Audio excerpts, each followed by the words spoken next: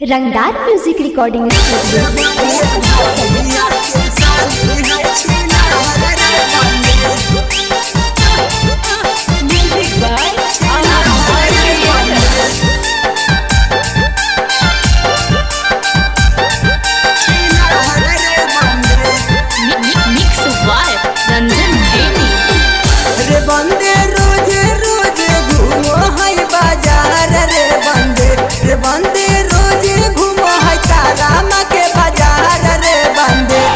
बंदे भैया के साली है छिनार रे बंदे रे बंदे भैया के साली है छिनार रे बंदे रे बंदे दू गो से कर है प्यार रे बंदे रे बंदे दू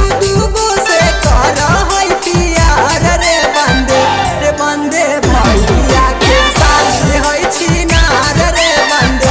बंदे भैया के साली है छिनार रे बंदे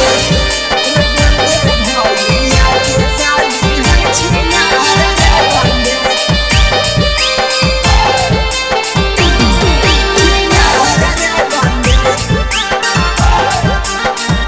रंगदार म्यूजिक रिकॉर्डिंग स्टूडियो रे बंदे ला मोहरा खोजा है भातार रे बंदे खोजा है कैला महर भातार रे बंदे भैया के साली है छिनार रे बंदे भैया के साली है छिनार रे बंदे गलिए गलिए भेलै पराचार रे बंदे गलिए गलिए भेलै पराचार रे बंदे भैया के साली है छिनार रे बंदे भैया के साली है छिनार रे बंदे भैया के साली है छिनार रे बंदे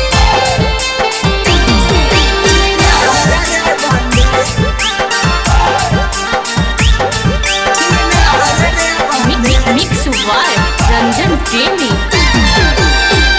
रे बंदे गोरिलन से करा है कई प्यार रे बंदे टुटू चौहान से करा है कई प्यार रे बंदे भैया के साली है छिनार रे बंदे भैया के साली है छिनार रे बंदे रोज घूमै बाजीरगंज बाजार रे बंदे रोज घूमै तारामा के बाजार रे बंदे भैया के साली है छिनार रे बंदे भैया के साली है छिनार रे बंदे रंगदार म्यूजिक रिकॉर्डिंग स्टूडियो गया स्टेशन।